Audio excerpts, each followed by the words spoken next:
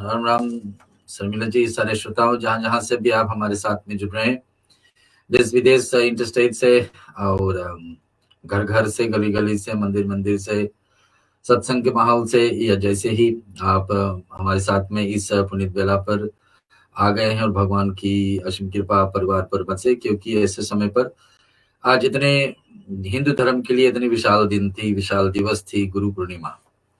गु और रू दो शब्द से अंधेरा दूर करने वाला है।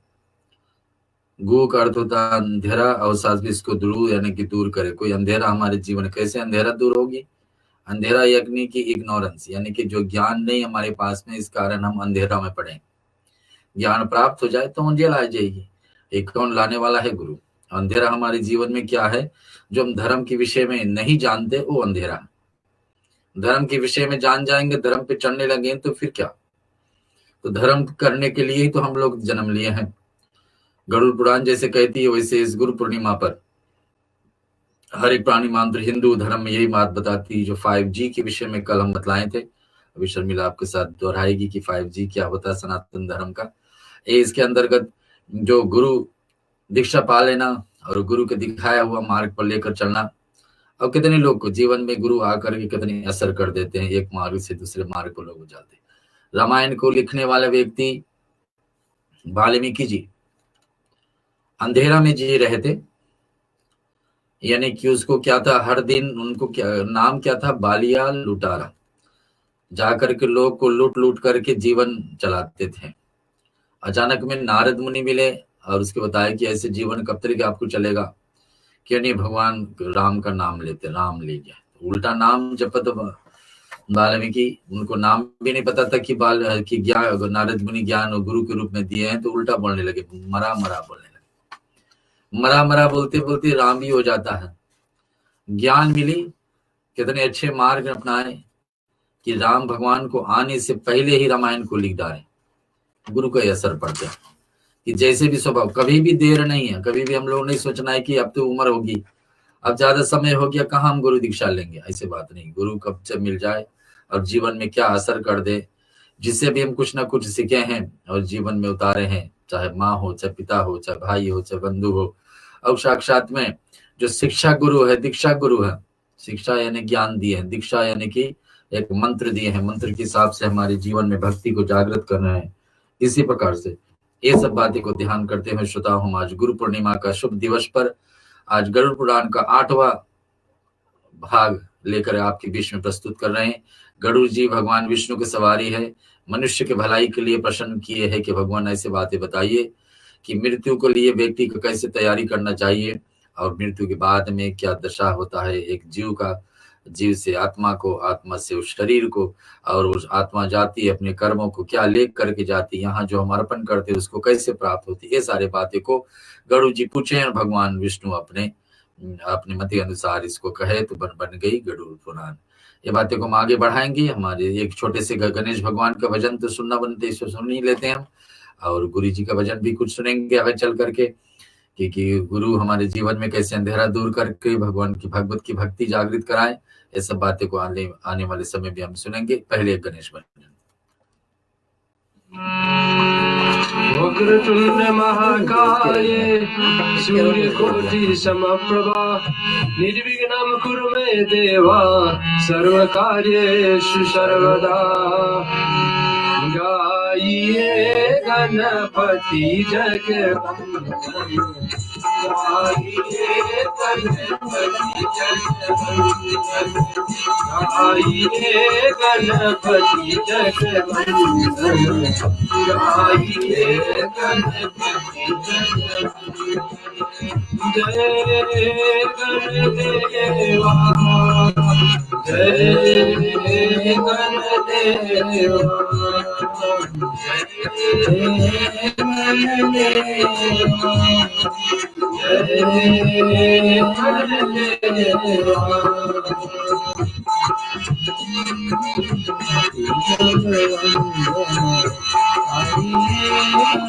सिद्धि सदन गज मदन विनायक कृपा सिंधु सुंदर सुखदायक सिद्धि सदन गज मदन विनायक कृपा सिंधु सुंदर सुखदायक गाइए गणपति नगवंदन गाइए गणपति नगवंदन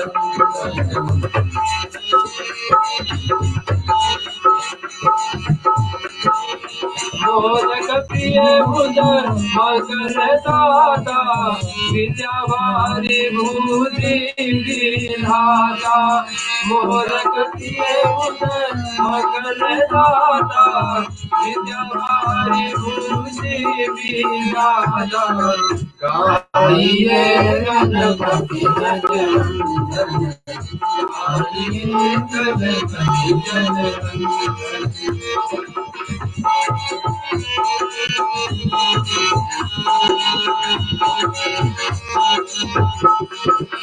मांगत तुलसीदास कर जोरे बसहि राम सिया मानस मोरे मांगत तुलसीदास कर जोरे सिया मानस मोरे गाइए गणपति जगवंदन गाइए गणपति जगवंदन जय गणदेवा जय गणदेवा जय गणदेवा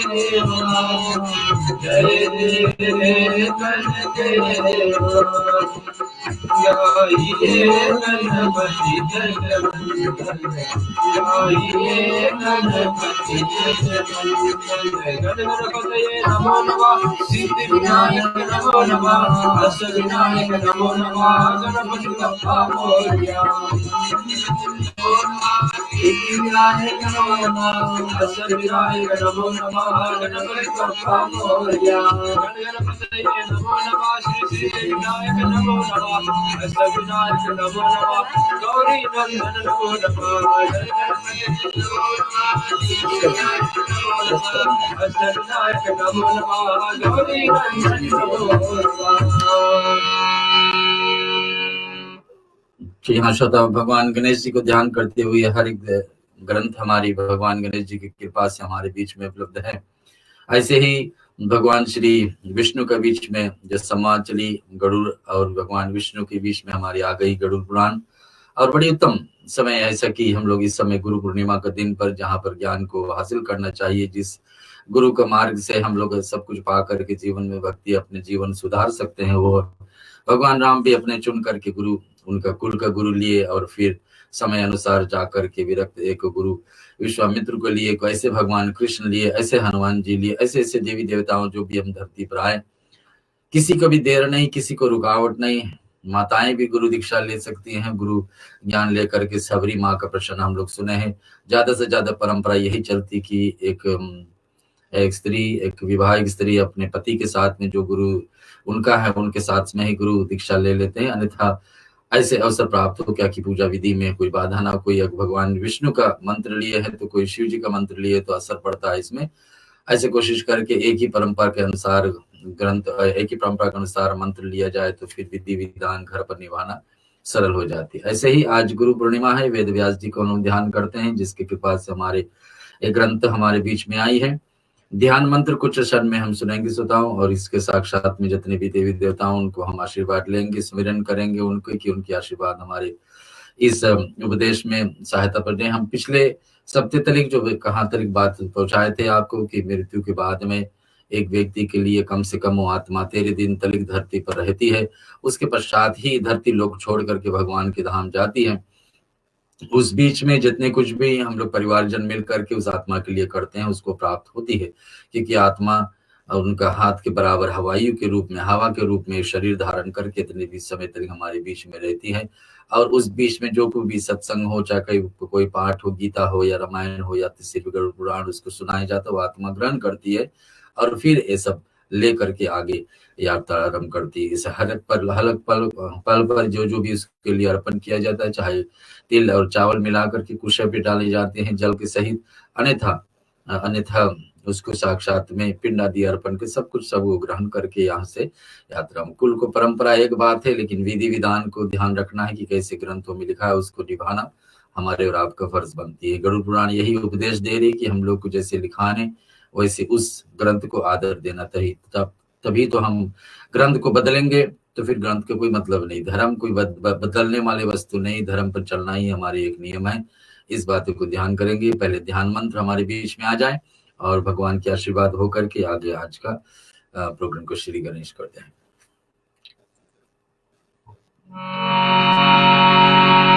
हरि ओम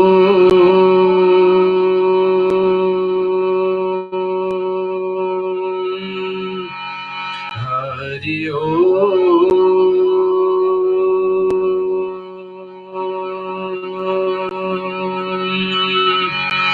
हरि ओम। श्रीमन्महागणाधिपतये नमः। ओम श्री सरस्वतये नमः। ओम लक्ष्मी नारायणायेभ्यां नमः। ओम उमा महेश्वराय भ्यां नमः। ओम वाणिहिरण्यगर्भायेभ्यां नमः। ओम शशिपुंजरायेभ्यां नमः। ओम मातृपितृचरणकमलेभ्यां नमः। ओम इष्टदेवतायेभ्यो नमः। ओम कुलदेवतायेभ्यो नमः। ओम ग्रामदेवतायेभ्यो नमः। ओम वास्तुदेवतायेभ्यो नमः। ओम भूर्भुवस्सुः तत्सवितुर्वरेण्यं भर्गो देवस्य धीमहि धियो यो न प्रचोदयात्। ओम भूर्भुवस्सुः तत्सवितुर्वरेण्यं भर्गो देवस्य धीमहि धियो यो न प्रचोदयात्। ओम भूर्भुवस्सुः तत्सवितुर्वरेण्यं भर्गो देवस्य धीमहि धियो यो न प्रचोदयात्। ओम दशरथनंदनाय विद्महि सीतावल्लभाय धीमहि तन्नो राम प्रचोदयात्। ओम जनकनंदनाय विद्महि भूमिजाय धीमहि तन्नो सीता प्रचोदयात्। ओम दशरथनंदनाय विद्महि उर्मिलाप्रियाय धीमहि तन्नो लक्ष्मण प्रचोदयात्। ओम अजनीगर्भाय विद्महि वायुपुत्राय धीमहि तन्नो हनुमत् प्रचोदयात्। शन्नो मित्रा शर्वणा शरणो भवतेर्मा शन्नो इंद्रो बृहस्पति शन्नो विष्णुरुक्रमा। नमो ब्रह्मणे नमस्तेवाय तमय प्रतीचं ब्रह्मायसि तमय प्रतीचं ब्रह्म वदेशामि नित्यं वदेशामि सत्यं वदेशामि। तन्वारोतु तत्वकारमोतु औतु माम् औतु वकारम्। ओम शांति शांति शांति।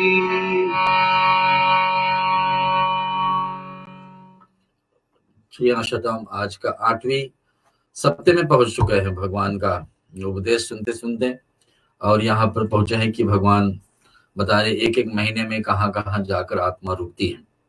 भगवान शुरुआत में कह देते हैं भगवान विष्णु गरुड़ जी से कि ये जो ज्ञान का बात शुरू में बता रहे कि पहले तो मनुष्य का यही नियम बनता कि सात्विक जीवन जिए, शुभ कर्म करते रहे जीवन पर्यंत। शुभ कर्म करते रहना व्यक्ति के लिए यम मार्ग नहीं जाना पड़ता। ये बात को हम लोग को समझ लेना चाहिए कि मृत्यु के समय 2 मार्ग हो जाती। पहला कि यमदूत आएंगे तो यम के देवता के सामने ले जाएंगे। यमदूत उन्हीं के पास आएंगे जो व्यक्ति बुरे कर्म में जीवन दिखाने हैं। तो कभी भी देर नहीं है जीवन को सुधारने के लिए, यही भगवान विष्णु कह रहे हैं। मृत्यु के समय भगवान के दूत आए और हम लोग को भगवान के पास लिया जाए, ये सबको कोशिश करना चाहिए कि ऐसे हमारे जीवन, ऐसा बताया हुआ रास्ता पर, भगवान का बताया हुआ रास्ता, देवी देवताओं का दिखाया हुआ रास्ता, ग्रंथों में 18 पुराण, 4 वेद, उपनिषद और इसी साथ में रामायण गीता यही बार बार कहती कि शुभ कर्म को अपनाइए, बुरे कर्म को धीरे धीरे छोड़िए। इसको छोड़ने से अंतिम बेला में हम सामने भगवान के दूत आएंगे, नरक के द्वार ले जाने वाले यमदूत नहीं आएंगे, क्योंकि अच्छे हम कर्म किए हैं। तो यहीं से बात ही सुधर जाती है, यहीं से बात बदल जाती है। अगर जो यमदूत आए हैं तो हम लोगों को उस जगह पे ले जाएंगे जहां हम जाना ही नहीं चाहते। तो उससे पहले ही जीवन सुधार ले, और जो उससे पहले कब है? अभी, आज ही, कल नहीं, आज से कुछ ना कुछ जीवन में हम सुधारने लगे कि भगवान की भक्ति हमारे जीवन में आ जाए। दूसरे को हानि नहीं करना, किसी को हानि नहीं पहुंचाना ही सबसे उत्तम कर्म है। लेकिन उसके साथ साथ में भगवान जैसे बताए कि मनुष्य को क्या करना चाहिए, हर दिन प्रतिदिन कुछ ना कुछ भगवान की सेवा, हर दिन प्रतिदिन किसी के लिए किसी प्रकार से रूप से दान, कोई दीन दुखिया का आंसू पोंछ लेना, किसी के समाज में भलाई करना, ये सब बातें को ध्यान करके जितने से जितने हम कर सकते जो हमारे पास है, दूसरे को सहारा पहुंचाएं।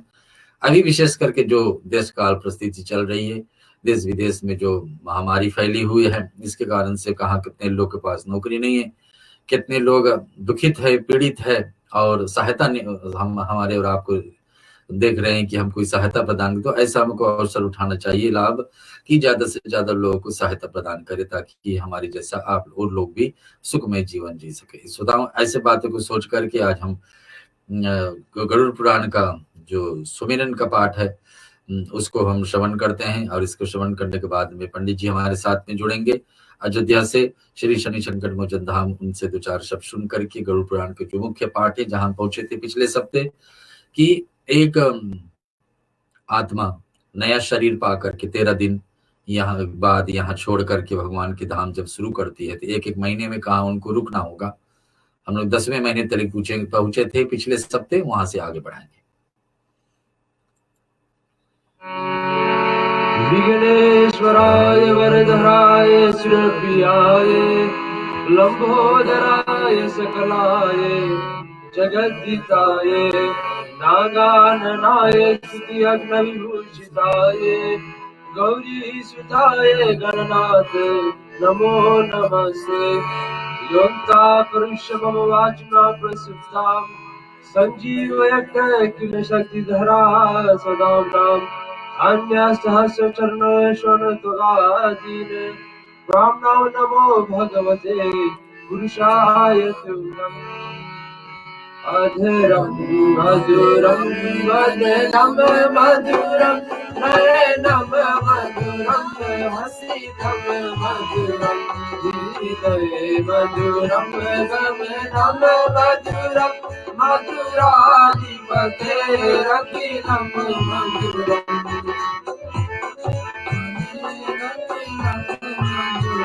वचनं मधुरं चरितं मधुरं वसनं मधुरं चलितं मधुरं मधुरमिदं मधुरं मधुराधिपतेरखिलं मधुरं।